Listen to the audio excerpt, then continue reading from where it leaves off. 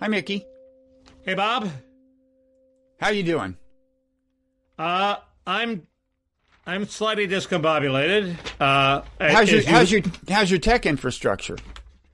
My tech infrastructure is crumbling even as we speak. Gosh, I would never have inferred that from the half hour we just spent trying to. I'm sorry, but at least you're not annoyed by that. No, I'm not the type to be annoyed. You have a Buddhist calm about you. That's why the people love me, Mickey.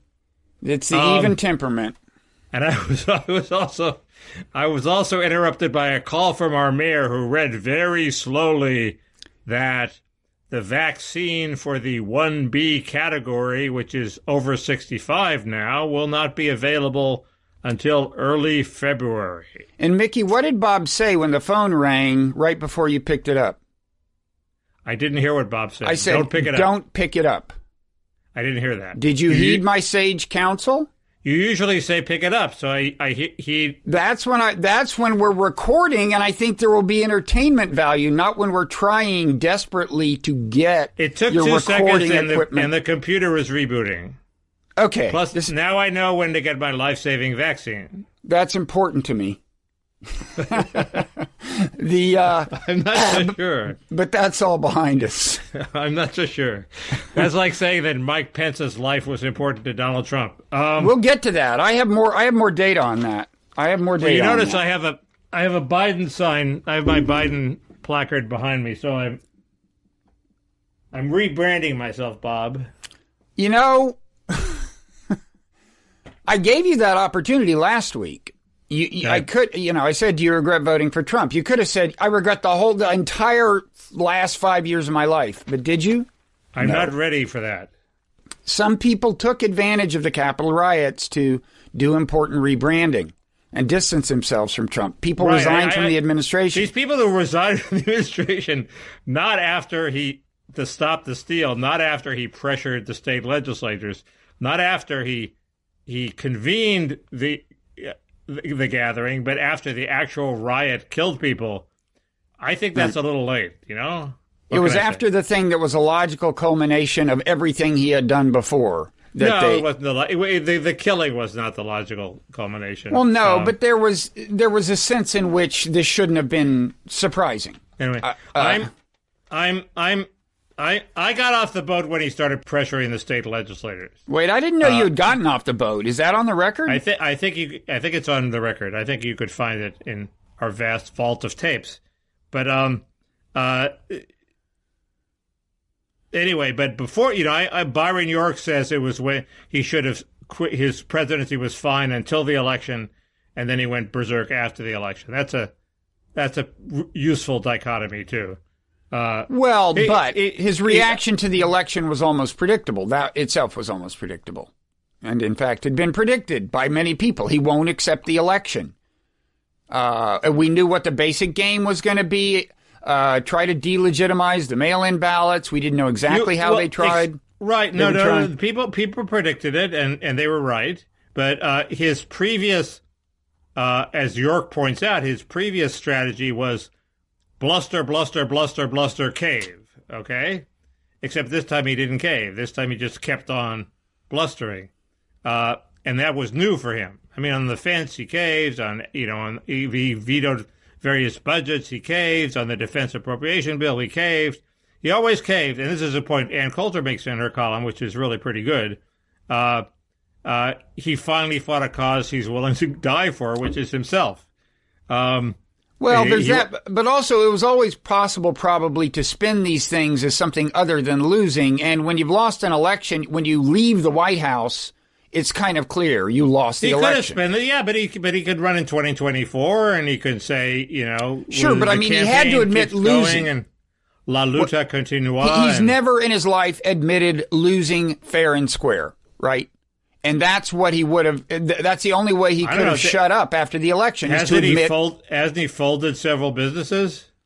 Yeah, but he always has some kind of victim narrative or something. I'll bet you he has never said, "I lost fair and square in any realm." He has plenty of a victim narrative here. Well, the Democrats, that brings us to recent events. I personally think the impeachment is probably a mistake from the point of view of the country and the Democrats. I mean, it certainly is a way of feeding his the persecution narrative, which is a big part of his base's narrative, among other things. What's your line on? My line, I agree with you. My line is, it's like the, and Biden is a player in both these. I was very much opposed to comprehensive immigration reform in 2013, 2014.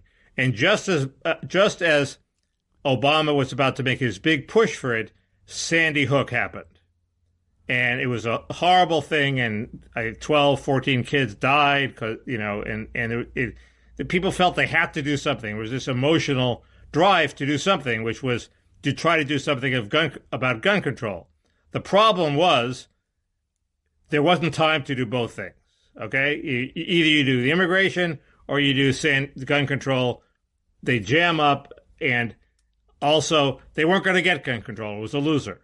So the smart thing to do was to rein in your emotions and go with immigration, and you might have gotten that done. Instead, Obama and Biden tried to do both. Because emotionally, it was so compelling they had to do something about gun control, and they got neither. And as soon as they made that decision to go for gun control, I said, they've completely blown it. What a stupid decision. And similarly here, the crime was so horrific that they have to do something, and they have to impeach.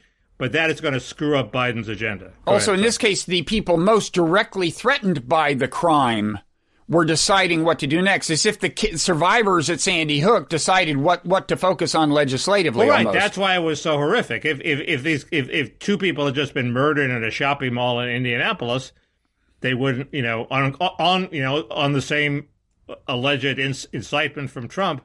There wouldn't have been the same. Well, it isn't just that, though. I mean, let's be clear. It was the capital of the United States that was under siege and was penetrated. It isn't just that Nancy Pelosi was personally threatened. Right. I just think that it is a huge thing by any standard, and warrants dramatic response. It's just that. Well, and obviously censure is not enough. You can't say we hold you responsible for invading the seat of government of the United States, and we're slapping you on the wrist. You sort of have to impeach or do nothing. Well, then you're not against the impeachment? I'm not against the impeachment on the different grounds. I mean, I would be for it. It seems to me you have him on the failure to act once it was underway, and as you were the first to point out, tweeting an anti-Pence tweet as the mob was roaming the halls. This has now been picked up by several other people, including Coulter, who made it her key point. And but it's become sort of half conventional wisdom. The press is still sticking with their old incitement shtick, but really it's become clear that and the National Review's on this too. The real thing you can have on it is the failure to act decisively when the Capitol was threatened. It's a little like. There used to be this scenario where if you called Obama in the middle of the night and said the United States is under attack, would he say, would his immediate reaction be, where are the troops? We have to respond. Or would his immediate reaction be, well, maybe we deserved it? And that was very unfair. But here Trump got a similar call. The Capitol is under attack. Right. What was his reaction?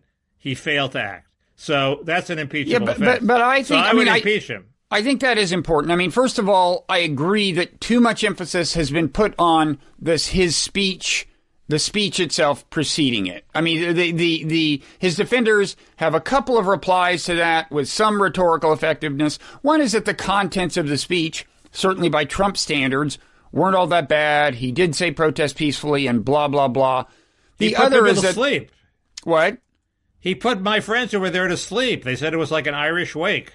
Well, he cited a lot of pseudo evidence and, turned it into kind of a legal brief for one thing. But okay, their other claim is, well, the people who started trying to breach the barrier got there before the people who were from the speech itself. They either drifted away from the speech earlier or were never there. That's true, but on the other hand, for all we know, they were listening to the speech on their smartphones. But in any event, I think the parts of the indictment that are impervious to this kind of this kind of defense of Trump are, A, he didn't do anything, but B, I still think the anti-Mike Pence tweet is being underemphasized. I think that in terms of actual incitement, I think that's like the smoking gun. And Mickey, well, I agree, but I see them both as one count. His actions, I think they're different. There's doing nothing. That's one. But listen. Let me. Finish. Go ahead. Okay, let me finish. So, I TiVo'd the whole thing, not because I knew there was going to be a riot. I thought I was TiVoing important congressional deliberations, right? But anyway, I have CNN's coverage of the riot on TiVo, and I went back and listened to it prior to Trump's tweet. And again, just to let's see, where is Trump's tweet? He tweeted at 2:24. Mike Pence didn't have the courage to do what should have been done to protect our country and our Constitution. In other words, he's a traitor. He's violated his oath of office. This is the most severe indictment you can make. Now, let's look at the what's happening right before that. This is 2:24. We know Trump is watching cable TV. And I just want to play you a couple of things in the several minutes prior to the tweet from CNN. Now, he may have been watching CNN. I mean, he watches commentary on Fox, but when he's watching a live event, he may have been watching CNN. That should be discoverable. I mean, we should be able to, there were probably witnesses. And one interesting thing about the trial happening after he's out of office is I'm not sure he can invoke executive privilege and keep people from testifying. In any event, it may have been, this is either what he was listening to, or it gives you a sense of the atmospherics on cable TV generically right before his tweet. Okay. So first, his anti-Pence tweet. So first, this is Wolf Blitzer, like 4 minutes before the tweet. Okay. And at this point, the protesters, they have been in the Capitol building for 20 minutes or more, but Wolf Blitzer doesn't know it yet. So what you're hearing now doesn't entail that knowledge. Okay. I've covered a lot of huge demonstrations in Washington, D.C., especially around Capitol Hill. I haven't seen anything like this. So, John King, you've covered a lot of these as well. This is pretty dangerous when you see these protesters going through a barricade, getting inside this area, and you got the Vice President of the United States, you got the leadership in the House and the Senate, they're debating these articles right now, and all of a sudden, we see this going on. It's a scary scene, plain and simple. It is a scary scene. And okay, so that's 2:20. Now, this is, that's 4 minutes before Trump's tweet. Now, this is, and, he mentions that Pence is in danger. Now, this is 2 minutes before Trump's tweet. Congresswoman Elaine Loria of Virginia, a Democrat, tweeted a short time ago, "I just had to evacuate my office because of a pipe bomb reported outside. Supporters of the president are trying to force their way into the Capitol, and I can hear what sounds like multiple gunshots." Now, again, I want to be clear. When you have a chaotic situation like this, there's often conflicting information about what actually happened. We'll explore whether there are such threats. But clearly, members of Congress are among those who feel unsafe right now. All right, let's go to Manu Raju right now. He's getting more information. Manu, what are you learning? Now, we have been told and there have been spotted protesters are inside the Capitol building. There are scores of protesters, we're told. I'm not sure exactly how many, but there have been witnessed they're outside the Senate, just off the Senate floor, on the second floor. Okay, so it could be that Trump was actually listening to CNN. And then, so it's 2 minutes later that after that last thing that he tweets, Mike Pence didn't have the courage to do what should have been done to protect our country and our Constitution.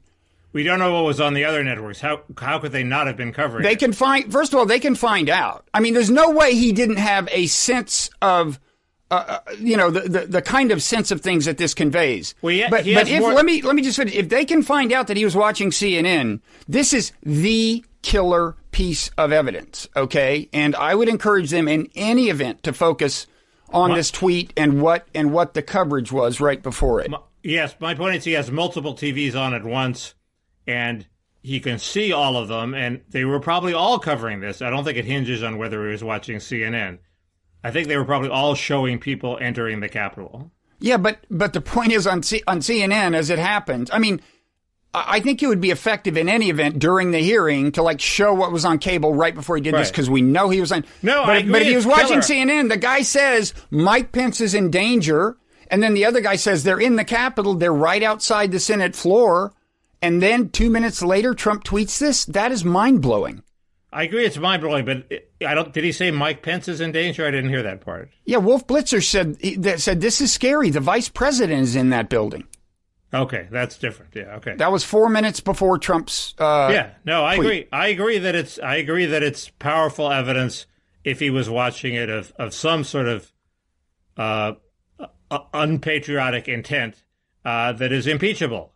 My point is they should impeach him. That's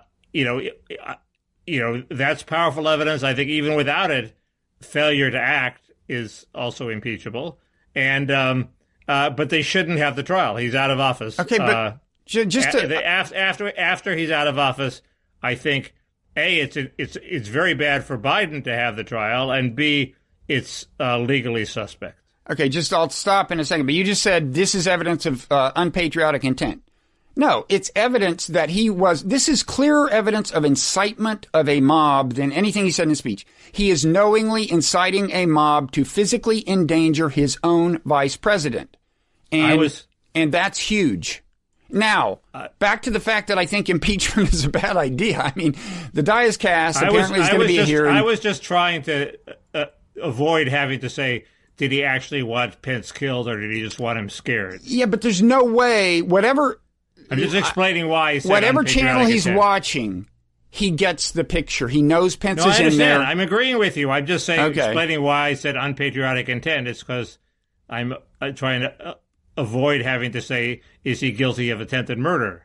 He's inciting that mob in any event, if you ask me. But so I mean, as for I don't know. I just so you think it is a mistake for the Democrats? Well, yes, for a bunch of reasons. One is, it's the Sandy Hook thing. You can only do so many things at once in Congress, and this just clots up his first 100 days when he's supposed to be passing his big stimulus bill and his virus package. The stimulus bill is very controversial, and unfortunately, it's true that it's hard for the Senate to do more than one thing, and that's what happened with Sandy Hook and immigration. Now, it also seems vindictive. It seems weird that they got rid of him and they're still going after him. We understand the emotion. We understand why they had to impeach him. Okay, he attacked the. I don't agree that they. I don't agree that they impeach him. They don't have to try him. He's out. And so those are the two main reasons. Do you think there's hope? I mean, I'm not sure they had to impeach him. I think a censure resolution that begins, whereas it's too late to impeach this asshole, or something. But is it still possible that they will not have the trial? I mean, I think it is. I mean, it's for one thing, the Chief Justice has to decide whether to show up and preside. So that sort of requires a preliminary ruling as to whether it's constitutional or not. The second thing is somebody could maybe sue and take it to the Supreme Court and say it's unconstitutional. And third, there are reasons where there are ways if Biden had cold feet, which I think he will at some point, whether they'll prevail or not, I don't know. But they could declare it moot. There could be a vote. There's a preliminary vote, I think, as to whether it's constitutional or not, and they could lose that vote. They could vote against. They could vote against going ahead. They could just pull the plug. I think he can pull the plug and save face, barely, at this point. Yeah, I mean, I agree. You can certainly make the case it's constitutional. There has been an impeachment trial of an official by the Senate, an official who had left office. He was acquitted. There hasn't been a conviction. He was acquitted. Larry Tribe wrote an article where there are precedents for it. Mm-hmm. There's a big case that the founders were thinking of in England, where it was after the guy left office, but in the case that you cited, I think 22 senators voted to acquit because they thought it was unconstitutional. So there was a dissent there. But the big thing is, it's insane. Whatever the precedents are, it's insane. Under this precedent, you could go back to the Obama administration and impeach him over Benghazi again, and drag up that whole fucking thing, and in order to prevent Obama from ever holding another federal office. It would be completely constitutional, according to the Larry Tribe interpretation. The only difference would be, at least this time, they started the impeachment while he was in office. But a lot of Tribe's examples don't involve, including the one you say, starting when he's in office. That's a kind of reductio ad absurdum. And, yes, it is. I'm not sure how effective it is because, 2/3 is a high bar in the Senate and so on. But there's another kind of reductio ad absurdum. Well, they could have the proceeding and drag him through it. Okay, but there's also this, Mickey. There's also this. Remember that one of the penalties spelled out in the Constitution for impeachment, if they opt for this penalty, is you're not eligible for public office in the future. And if you couldn't if you couldn't hold a trial after the person leaves office, then anybody who's impeached could short circuit that by just resigning before the trial, and then you wouldn't be able to keep them from holding future office. So that's a kind of reductio ad absurdum of the other position. I say, so they resign, so they're Nixon. They resign before they leave office. What's so bad about that outcome? Look, I don't... That's a reductio ad, not absurdum. That's a reductio ad good thing. No, but I mean, it undermines, you see how that interpretation that you can't have a trial after they leave office undermines the clear intent in the Constitution that you should be able to use. We don't know what the intent is. The intent could either be to remove and if they don't resign, bar them from further office. It also explicitly says that he can be held accountable in criminal court. So if he's that bad, charge him in court. Well, yeah, but you can be impeached for things you can't be tried for in regular court. And in fact, this is a good example. But look, I don't have a dog in this fight. I don't give a damn how this argument comes out. The problem is it is an argument. So this is another, just as part of Trump's narrative is to have all these people doubting the legitimacy of the election, this would just give them something else to doubt the legitimacy of. Like, we don't need that. And my argument against impeachment, certainly the trial, it's not about a legislative logjam, although I see that downside. I just think it will intensify the commitment of Trump's base to him. And by the way, he's almost certainly not going to be convicted. And so you wind up with a guy who can run again. What's that? I would not say that. The Republicans want to get rid of him too. Everybody wants to get rid of this guy. It's just the Republicans are scared of being primaried and worse if they vote to convict. But McConnell has indicated he may well vote to convict, and if he goes, then maybe 16 other Republicans will follow. That seems like nonsense to me. Why should they take his direction? They're worried about their own skins, and it's clearly bad for you politically if you vote for conviction for almost all these Republican senators. Well, that's a very good point. The hack way of saying it is he gives them cover, but what cover does he actually give? He doesn't give them cover. They get primaried and they lose. He can't help them then. Well, he actually controls a lot of money that he can steer to help them. Or they win the primary and can't turn out the base in the general. Right. It's suicide. These guys aren't going to do it. So you're not going to get him convicted. And you are going to intensify the devotion of a big chunk of his base to him. So he's actually more likely, probably, to run again and win the nomination. Now, conceivably, they're guys like Ben. Maybe Ben Sasse is already counted, but he obviously doesn't care about the Trump base. There are people who are not running again who may not care about the Trump base. You add all these people up, and you're nowhere near 17. I'm not completely sure you're nowhere near 17. I haven't. I think you're at about 8, 10. Now here's a slate pitch that Twitter, by deplatforming him, has made it less likely that he'll be convicted. Because one thing that could make him more likely to be convicted is just let him be Donald on Twitter until the trial, right? his silence is an asset to him when it comes to the trial. My slight pitch was that his approval is going to start rising now that he's off Twitter. Well, I think it'll. I mean, that's the other thing. Twitter's done him a huge favor. His approval rating hasn't plummeted that much. I mean, 4 or 5 percentage points have moved from approved to disapproved. That's not nothing, but this is probably rock bottom, especially since he's not on Twitter to remind us what an asshole he is. 29 is pretty bad. Well, it was already bad. It was already really bad. But now people are desperate. What does Trump think? How can we find out what Trump thinks? And the 29 is just one poll. The aggregate's not that low. So I don't know. I also just think it's, it's not, I mean, I hate to sound like it's time for healing to begin, but I just don't see this as helping things. I mean, I guess what bothers me most is throughout this whole thing on Twitter, 2 questions I have not seen addressed when they were deciding to impeach. I have seen virtually no discussion on Twitter, A, as to whether this is tactically wise for the Democrats, or B, whether it's good for the country. And to be more specific, there were these reports like, armed protests planned in 50 states.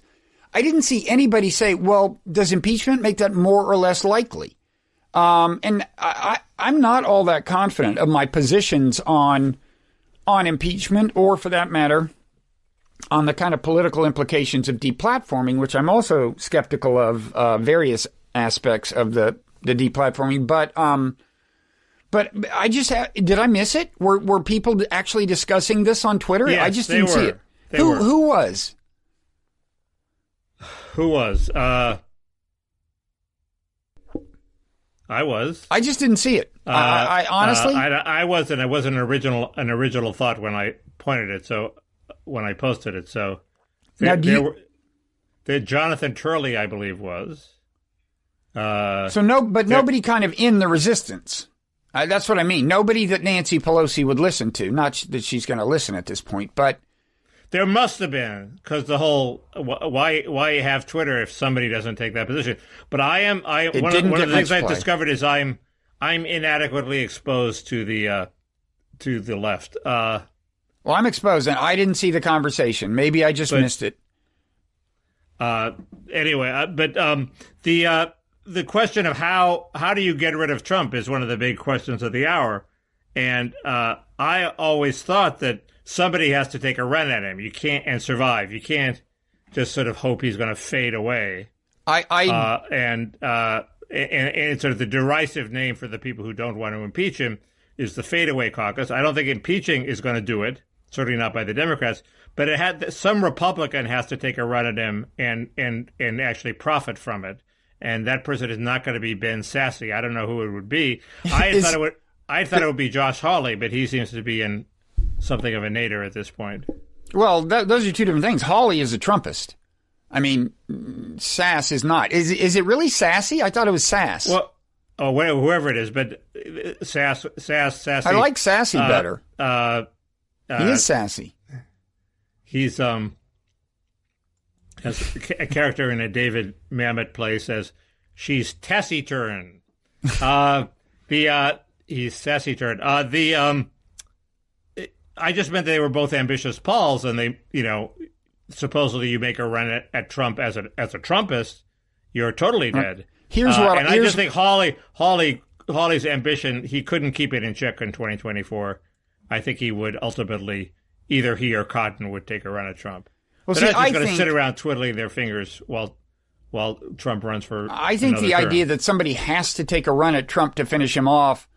I think, did you revisit that in the immediate aftermath of the Capitol riots? I think they changed that somewhat. I mean, yeah, he still had support, but I think at that point, if you just want to talk crassly in terms of political tactics, let him stew in his own juice. I mean, either censure him, maybe impeach him, but don't do this whole trial thing. But a year from now, he's going to be smelling better. I mean, first, I'm not even sure. I'm not convinced we're going to get through this week without another incident. And everybody's whistling past the graveyard. Well, we've quelled Trump. He's planning his going away party. He's sitting watching TV. He's going to pardon some people, and then he's going to leave. I'm first, I'm not completely sure that he has to have one more trick up his sleeve. Like what? Like what? I don't know. He's very good at thinking of disruptive, crazy things to do. I worry about war with Iran. Sheldon Adelson died, so maybe that. Although, actually, no, Sheldon's widow is still there, right? I assume. I don't know. One of the drivers, I think, of Trump's Iran policy had been mega donor Sheldon Adelson. Anyway, I don't know, but I just think this idea that we're out of the woods, and then in a year he's going to be, maybe he doesn't have an overwhelming lead in the Republican polls, but he's going to have a lead, and he's going to be slightly rehabilitated, unless he just spirals into insanity, and then you're going to have to figure out what to do with him. I want to encourage people to take a run at him. I want him to leave. I think he has to be killed politically, in order to save his agenda. But see, when we say what does it take to finish off Trump, you and I mean totally different things. That's what I'm just realizing. You're thinking we need to finish him off so that a new Trumpist can arise and take his place. And I'm thinking I want him finished off so that the Republicans won't win next time either. But see, I guess my view is that the Capitol riot alone had gotten him to a point where even if he managed to get the nomination, which had become less likely by virtue of the Capitol riot, there's no way he wins the general, basically. And I suspect how awful the country is. I suspect that will be the case in any event. I mean, I still don't think, he's the next president, but I think the attempted impeachment, it makes him more likely to run. It makes him, it may make him more likely to get the nomination. I don't know. More likely to run is a very good point. But, we do have different goals. I mean, I think if Trump runs and loses, that's terrible because his good ideas die with him. I would like somebody who's going to win to promote those ideas and somebody who doesn't have his ethical and moral baggage to run and win with those ideas. So I would like the ideas to live. You want them to die.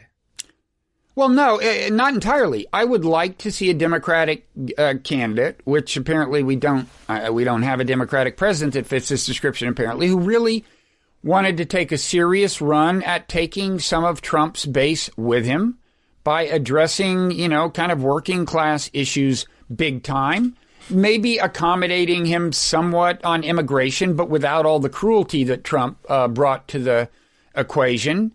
And on trade, I mean, I have my the way I would do it that I think goes some of the way to addressing the concerns of your average Trumpist, although not in the way that they would approve of probably. But I'm happy to see. I'd rather have seen a Sherrod Brown than a Joe Biden this time. I mean, on paper, Joe Biden could do this, but he's showing no signs of wanting to. The picture one gets of Biden now, and this only enhances it, is, he always does both. He always tries to do both things. Just as he's as a centrist, what it means by centrism is he's the equilibrium of all the factions who are vying for his attention. When he's presented with a fork in the road, he takes both. He's doing both impeachment and trying to push his agenda. He tried to both do gun control and immigration. It's a dismaying lack of decisiveness, and for a guy that has no head of steam coming into office, it's not like he has an agenda. Maybe the only method in his madness is he wasn't going to have a great 100 days anyway. He has no head of steam, so if he sacrificed his first 100 days, so what? The answer to that is the first 100 days in our ridiculous constitutional system is sort of the only time you can get anything done. There's some exceptions, welfare reform, tax reform, but usually that's the window for getting things done. And that's not a decisive leader, and he's not going to move in your direction because that would require him making some choices to not just be the equilibrium point, but to actually stiff arm somebody. And he's not very good at doing that. I mean, if he just delivered in terms of focusing on the economic needs of the working class, if he delivered in a big way, health care, infrastructure, and a few other, but I don't think he's even going to do that. The economic needs might work. There's a piece on, people say I'm thinly read, critics on the Bloggy Heads commenters, and I'm very thinly read. There's a piece by Greg Ip in the Wall Street Journal that I haven't read, but I just saw as I was cruising the web this morning about how it might work. I mean, you have a massive stimulus, you raise the minimum wage. It might work in terms of raising wages raising incomes at the bottom, which is what I care about. You have a massive stimulus, you raise the minimum wage, and he keeps the lid on immigration because, he's really worried about these migrant caravans flooding into the country. So if you keep the lid on immigration for a few years, while you heat up the economy, you might well succeed, which would be a great thing. So I'm not saying he's doomed to failure, but minimum wage would be big. Somebody was saying on Twitter they don't think he can get a $15 minimum wage. No, he can't. It's a bargaining chip. But go ahead. No, but they were saying without ending the filibuster, without filibuster reform. Ezra Klein would say that. Do you think it's true? He says you can't do anything. Yes, but he's not. But he doesn't really want a $15 an hour minimum wage. He wants a $13 an hour minimum wage. So, or an $11 an hour minimum wage. No. So it's just he's a negotiator. I think they will try to eventually get rid of the filibuster, and they might do it. If they can do it, do it. And DC statehood, baby, that too. Don't forget that. They can't have DC statehood. All of DC has been turned into a green zone. That's Steve Bannon talk. That's exactly the. Have you been listening to Steve Bannon? No, I was joking, but there's no. They've pushed the green zone out to K Street, so they're lapping at the shores of the old New Republic. I mean, you can't go there. Speaking of Steve Bannon, you want to hear a good example of the way all assaults on everything have an unintended consequence. This is an unintended consequence of deplatforming, okay? So he was kicked off of YouTube. He's clearly kind of worried about being kicked off of other things. He's being a little more careful in certain respects. But anyway, one thing they've done, and by the way, did you realize his podcast is the number 3 political podcast on the Apple charts, behind Pod Save America and some NPR thing? And haven't they deplatformed him? From YouTube, but he's still on cable. He's still on Newsmax. The show is on Newsmax. It's on some right-wing radio stations. He's still number 3 in the podcast charts, even though he's been deplatformed? Well, that doesn't affect his podcast ranking. Podcast and YouTube are different outlets. Okay. But the audience is big. And anyway, so for fear of, what he started doing is they say you got to download there's some Real America radio, there's some network they're on, and it says download the app, text us at whatever, and gives them a number, and you'll download the app. Now, what that means is that they are collecting all the cell phone numbers of all these people who text them, I assume. And when you think about it, that's like real power. I mean, that's much better for certain purposes. That's way better than an email address. It gives them the power to summon non-trivial numbers of people to a given state capital on short notice. You could do that via email too. No, it's much harder. If you want an instant reaction, or if you want to say, at this demonstration, we'll buzz you when it's time to, whatever. I'm being solipsistic. I hate text. I hate the fact that everybody is expecting me to respond off my mobile phone that I can't operate effectively. And the best way to reach me is email. So I just hate this idea of text. I'm not a text fan either. Did you see, by the way, that the story that Trump and Bannon are speaking again? Yes, I was imagining the scene where, how does he bring up the pardon? Yes, you're right, Mr. President. Now, one more thing. The funny thing about Trump is you would have to remind him. It's like the average person would kind of know, but Trump is just so focused on Trump. How could Trump not know? That's crazy. Oh, I'm sure it's occurred to him. You can't be a good salesman without knowing what the other person wants. But, they announced today that they're going to declassify documents Trump did. This is something Bannon's been pushing for a couple of weeks. They're going to declassify documents that I guess are supposed to reveal some kind of deep state conspiracy against Trump during the late Obama administration. What are these documents supposed to do? Do you know? I think these are the Obamagate documents. Yeah, but I don't know what. I know nothing about it. I don't know why they would not have been released before now, and he better get on with it. He's got like 5 days. Now, can you tell me how much, they have now mounted the counter narrative on Bannon's show, and Rudy is front and center leading it to start arguing that fundamentally these were not MAGA people who did the Capitol riot. Now, you've heard about the case of John Sullivan, probably. John Sullivan is the one Antifa person who was busted at the Capitol? Yeah, I mean, it turns out that apparently, he wasn't making any bones about it. I think he went on cable, he filmed a bunch of stuff and then went on cable TV afterwards saying, yeah, I'm a left-wing guy. I was a witness to the riots. Here's what happened. But he's clearly a weirdo. And the other thing about him is, you can find on BLM, Rudy and them are painting him as like the love child of BLM and Antifa.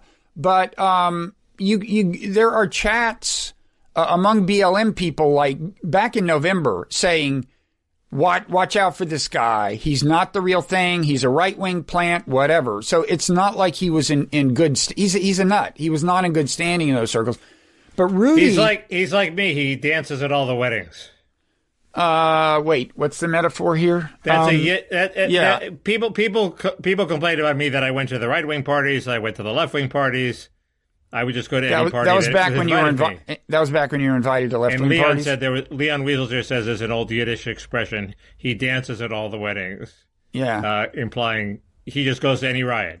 You name the riot, he's there with beads on. Well, there is this. First of all, so Rudy is now saying, he says, look, this whole Capitol protest had three parts. A third was Antifa. 1/3 was white supremacists who are anti-Trump, and 1/3 was white supremacists who seemed to be pro-Trump but wanted to hurt Trump. So Rudy is saying there was no significant participation from anyone who actually supports Trump. That seems insane. And yeah, it is. Also, we have the testimony of Andy NGO. I don't know how you pronounce his name. Yeah, I think it's yeah, probably. Anyway, Sarah Zhang and the woke people are trying to deplatform him. They hate him so much. And even, his first reaction was, these are not Antifa people. This is the right-wing expert on Antifa. And he would know it. So that's a statement against interest. So I think it's crazy. My defense would be, the ringleaders they're trying to paint this broad brush to sort of where everybody who went into the Capitol was committing sedition, when it really only might have been like 20 people. I remember, back in my student demonstration days, I think I said this, you don't know what you're doing. You just want to raise a ruckus, right? And you mass outside the building and you yell and scream, and all of a sudden you break through the doors. You say, hey, okay, we're going in. You don't know what you're doing. You're the dog that caught the pickup truck, right? You're milling around. But there usually is a cadre of people who know exactly what they're doing. My big demonstration where they did this was a demonstration where they went directly to the office of William Schneider, who was a harmless blue-collar researcher who later became a prominent CNN commentator on politics. And they just ripped up his papers and destroyed a year's work. I didn't know that they were going to do that. In fact, I stayed outside. But nobody in the crowd knew they were going to do that except for the 5 guys that did it.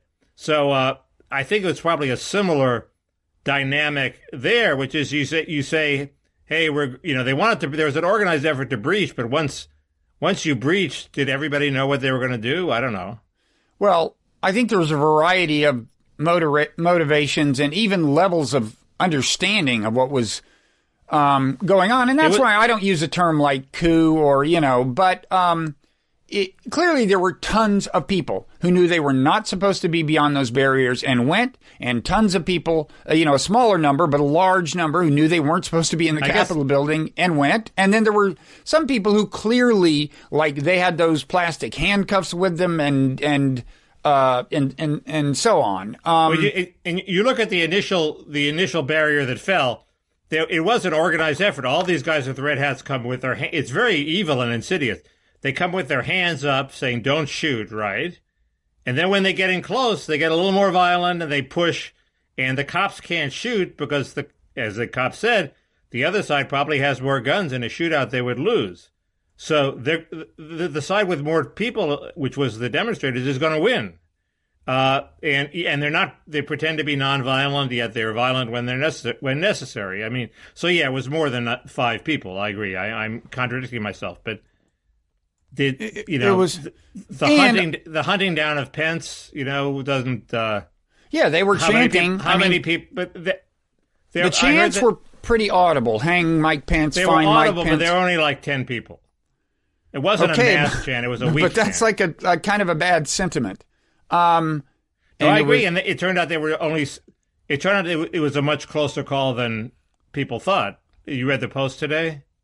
I didn't read the piece. They said they were 60 seconds away from getting into the room where he was, and he too was saved by that cop who led the people up the wrong staircase. Now, do you buy the idea that cop, that this was a very clever way of leading them the wrong way? Yes. Okay. I think cops in there know exactly where every door goes. And yeah, I mean, because he starts to look at the door and the guy pushes him to get his attention. Now, normally that would be a sign that, hey, what's behind that door that the guy doesn't want me to look at? But yeah, I think that's what he was doing. Where did he take them? He didn't take them anywhere. This is the one where the cop is retreating up the stairs, right? Right, and so they chase him. What I don't understand is, I guess, what I don't understand is how could he be so confident they would keep following him as he kept receding, right? If they had taken another turn after he left that open, well, anyway, who cares? They would have been right on the Senate floor. But so in this case, the genius, he was kind of provoking them. He was kind of like, and that was, right. And I guess the idea he was in Vonnegut terms, he was a rang. Okay, he was a rabbit leading him in the wrong direction. So, but anyway, I mean, the larger thing, leave aside individual motivations, is that, this was, at a minimum, a lot of people had in mind derailing by, coercion and intimidation, not just the functioning of the legislature, via illegal activity, breaking in, but also an absolutely critical piece of functioning, namely the constitutionally ordained procedure for ratifying the election. And it's a huge, this is an epic and horrible thing. And Trump should be held accountable. Don't get me wrong. I just want to do as much damage as possible to him and not play into his hands. And I think you are not for impeaching him, and I am. That would be a strange about face. Well, I think we agree that the trial itself does not work for the Democrats, but for different reasons, I guess. But either you impeach him or not, and if you don't impeach him, how else do you punish him? I mean, the other thing I'd say is, I'm fine with kind of impeaching him but not trying him. I just think the trial, he's almost certainly not going to be convicted, and he'll, I could be wrong. I just don't see it. I think it is a distraction. It nourishes his narrative, galvanizes a certain part of his base, and I agree. I've confidently predicted the trial is not going to happen, but it's not looking good for my confident prediction. I hope you're right. But I stick with it. I stick with it, damn it. Now, where do you think Josh Hawley sits after this? I mean, you can recover from this sort of mistake. That's my view. I mean, the mainstream media is kind of trying to paint this as a disaster for everyone associated with Trump. I just don't see that, a political disaster. I mean, ladies and gentlemen, this is my last press conference. That's what Nixon said after losing the governor's race in California. and 4 years later he was president of the United States. So, well, also, I mean, give I me a think break. if Trump doesn't run, then I think, Hawley, by virtue of, hanging on to a big part of Trump's base with these shenanigans, remains in good position going into the presidential Wouldn't race. you rather have Hawley than Cotton, from your point of view, from the mindful resistance point of view? Oh, God. Cotton is probably flat out crazier and more dangerous on the international scene. But, geez, talk about a tough choice. Well, Cotton has made several smart decisions and rational decisions in this whole process.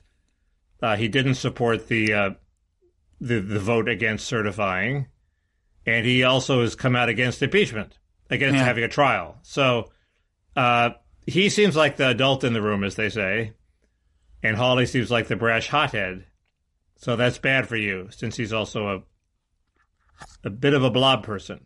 Yeah, there may have been a little confusion in our discussion last week. I guess it was Rob Nappel. Is that the way he pronounced his last name? Truth Laid Bare? I forget. Anyway. Internet pioneer. Blogging pioneer. Raised the he thought, I mean, I think there is actually some confusion over between the issue of whether Pence had the authority to throw out votes or even stop the proceedings for an investigation, between the legitimacy of that, which I think would have had zero legitimacy, and the legitimacy of Hawley filing the challenge, objecting to the electors in the first place. That's legitimate. I mean, that is allowed for in the Electoral Count Act or whatever it's called of 19 whatever. And if both houses had voted to uphold his objection, we'd be in a different world. There was no chance that they would. But Rob's point, which was based, I interpreted it as that I didn't know what I was talking about, is basically correct.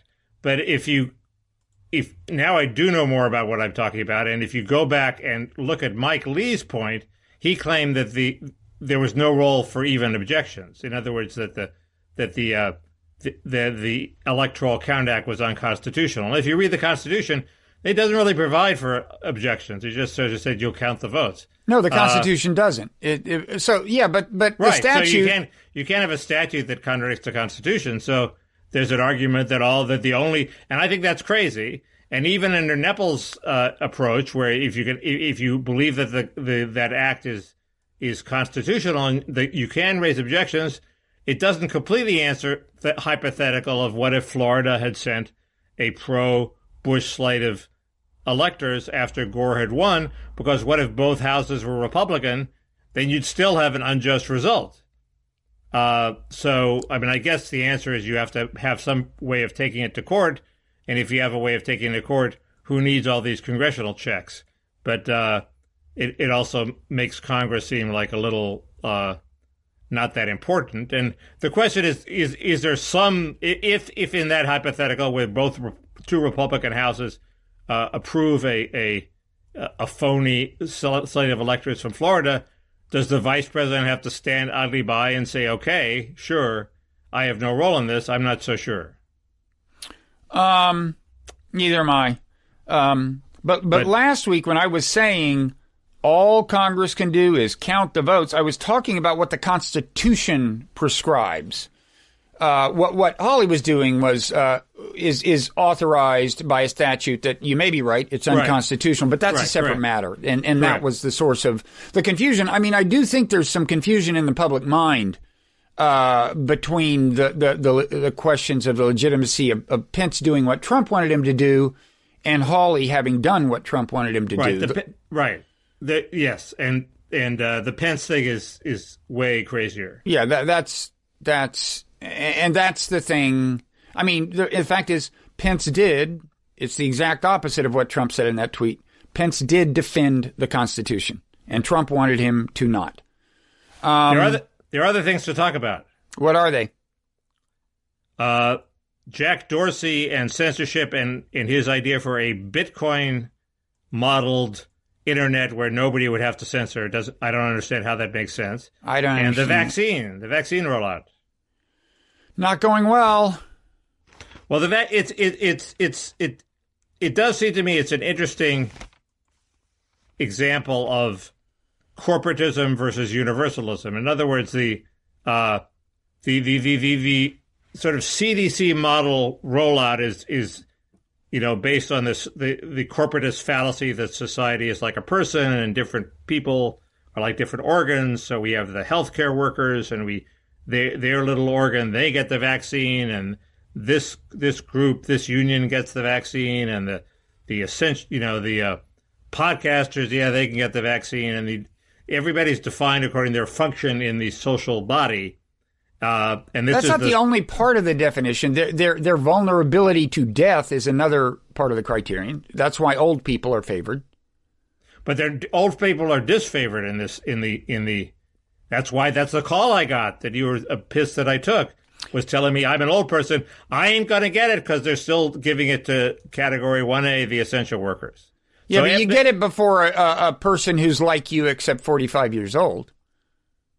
Right, but I mean, they may have demoted you. Originally, old people were in phase 2 in most places. I mean, old being over 75, which is older than you, I know. But anyway, they weren't in phase 2; they were in 1B. They were in phase 2. They were in however phase 2. But they were pretty high up there. They were pretty high up there. But the point is. The point is that this corporatist view is up against a more universalist view, where we don't view people by their function in society. We just say everybody over 65, come on down, and that would be, and that view is winning out. I think everywhere. It's proving to be the fastest way to get the most vaccine out. Texas is West Virginia is beating the pants off everybody. They have 7 per 100.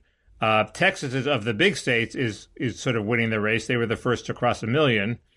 And New York did the corporatist view, and they are still doing it, and their health infrastructure is so strong that they're actually on a par with Texas. And California is just completely lagging behind. It's they have now switched to the over 65, but they're not being able to pull it off yet. Okay, but just to be clear, the corporatist view isn't that we prioritize people who have a more important role in society. It's we prioritize people according to the role they would play in spreading the disease. Okay, so it's not the same as saying like, well, CEOs are super important. In part, it is according to their role in society. They're called essential workers. Why are they called essential workers? Not because of their exposure, but because they're necessary for society. Okay, but even there, we're talking about. And B, I forget what B is. Then I get to chime in. Okay, but even with essential workers, we're talking about their role during a pandemic. Okay, they're like the bear. They help us perform the functions that absolutely have to be performed. Like Broadway actors are super important, but they're not essential. They're just out of luck. In California, podcasters are essential. We're essential, Bob. Every group is lobbying for its inclusion into the essential category according to the role they play in society, not according to how exposed they are. Oh, and point B was another function of this prioritization was to keep society going as much as possible, which does not have to do with disease so much as who do we really want to get to work to keep the society as normal as possible. Well, are you optimistic? Any shot at corporatism I can take, I'm going to take it. Apparently. Are you optimistic about things improving under the Biden administration vaccine? They're bound to get better. They're bound to get a little better. Well, they're bound to get better under either. The distressing news today was that Israel, which has done better than anybody. As long as you're not a Palestinian in the West Bank, okay. And if you are, you're like totally screwed. Well, who's screwed? Because it turns out it's not diminishing the spread of the virus. Everybody's vaccine. No, I don't think so. Everybody's vaccinated, but everybody's still getting the virus. They have like 25% vaccination rate, roughly, right? Well, you should see some dent in the virus numbers then. 25%. Look, you're going to start seeing it like 2-3 weeks after the inoculation. Last I heard, they had a quarter of the population inoculated. I mean, there's also this, Mickey, which is it could be that as people get inoculated, they're behaving more recklessly because they think of themselves as protected. And so you could... Right. Okay, so that's not an indictment of the effect of the vaccination. No, but it means we can't expect society to get back to normal as quickly as we thought. Well, the other thing is that Biden is still on the wrong side of this 65 versus essential worker debate. His people on his advisory group are still saying if you let in the over 65s, you have vastly more people who are eligible for the vaccine than the vaccine is available, because there are a whole lot of people over 65. And there's a Biden advisor saying this is a terrible thing, because it's much better to ration it out so it matches exactly the number of vaccines available to the number of people in priority. And that seems crazy to me. And people obviously, they know they're eligible. They know there's a shortage of the vaccine, and they're going to have to wait until there's enough vaccine around. People are used to that. It's like toilet paper. You're eligible to buy toilet paper, but if it's not in the store, you ain't going to get it. So you got to wait until it gets in the store. The same thing with the vaccine. Why do these ethicists feel they have to completely parse the priorities down into little itty bitty groups, completely ignoring the transaction costs of scheduling these little itty groups, having a little itty bitty group big enough to have a 900-person dose of the vaccine, transported to that little itty bitty group? I mean, in New York, I have a friend who's she's married to a guy who's like 79 years old, and she's like in her 50s, and her hospital will give her the vaccine because she is affiliated with the hospital, but they won't. Her 79-year-old husband can't get the vaccine because she's in the wrong little itty bitty group. So, but Biden's still being advised by idiots like this guy who says the public can't handle being eligible for the vaccine when it's not available. Yes, they can. So wait, you're saying that there should be some merging of groups. So like 1A and 1B should be merged. They're all available now, and then, or what? And then anybody over 65 and in the 1A group. But that's like a huge number of people, and the fact is, it's like 125 million people. The fact is that people between the ages, it out as quickly as possible to this 125 million people. People between the ages of 65 and 70. Have a very low chance of dying if they get the virus. I'm not saying there can't be side effects for everyone. That's another question. Very low chance of dying. And B, they're not running around spreading the disease anyway. It's not very low. There was a guy who dissented on the CDC advisory board because he said the stats for 65 to 75 and 75 to and older were actually pretty close to each other. Well, I said 65 to 70, not 65 to 75. Okay, well... it just gets worse and worse as you get older, like so many things. So, quick question, Liz Cheney, was this a mistake? I mean, no. Was this her bid? This was her bid to lead the insurgent wing of the Republican Party, where insurgent wing means what the Republican Party itself was 5 years ago. Was that the idea? I mean, not that she didn't have nobler motivations, but. People know who she is. She is the Republican Party of 5 years ago, and they know that whether she leads the charge or not. The idea that she was going to fool the Trumpists by opposing impeachment and then suddenly unleash her endless wars scenario on them once she got power, it seems crazy to me. Well, she's revealed her true colors, and that's who she is. Well, does that not end her political career? I think her political career was ended anyway. Why? I mean, in the Republican Party, she's not going to be nominated for president because she's a warmonger. No, she's but I mean, she could at least get reelected.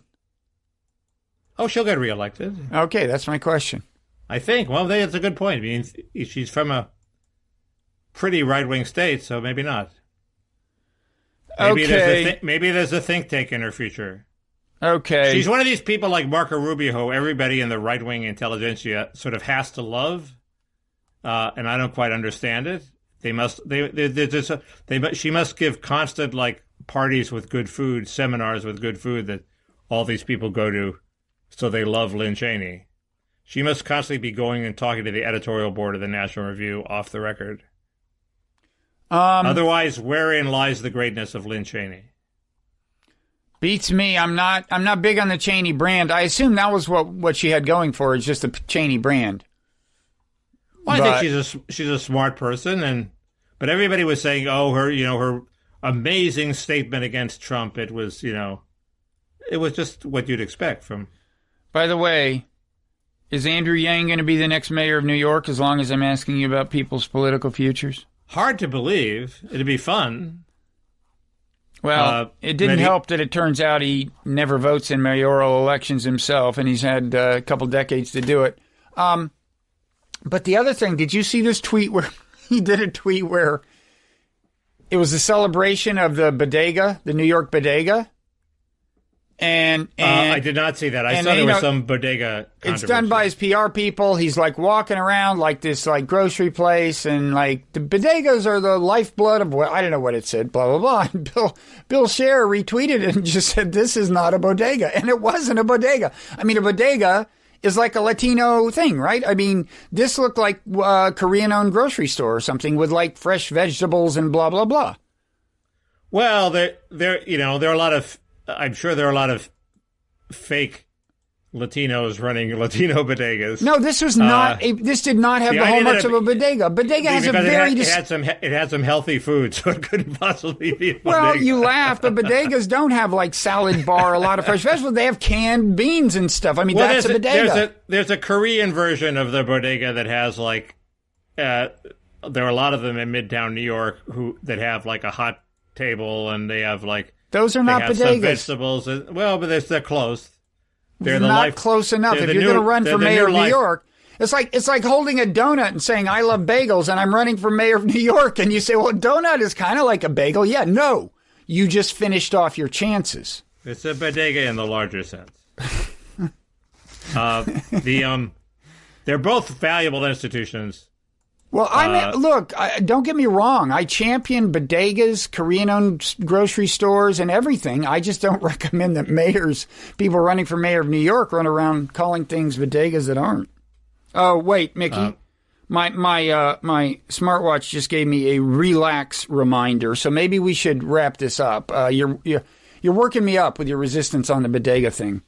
Well, we still have... That's what the Parrot Room is for. We still have Jack Dorsey and the Bitcoin-based internet. We have a lot of things that we will discuss in the Parrot Room, which is available to all who are Parrot Room Patreons, which you can become by going to patreon.com/Parrot Room. There's a juicy French incest scandal, which we may get into. So, man, we just doubled our revenue. That was genius. I'm writing it down. Wait, what is it? French what scandal? Incest. Left-wing French intellectuals. Excellent content. And there's actually a scandal, a sort of semi-undernewsy scandal that's I'm reluctant to bring up, that's undercovered, that I may bring up. I may have the balls to bring up.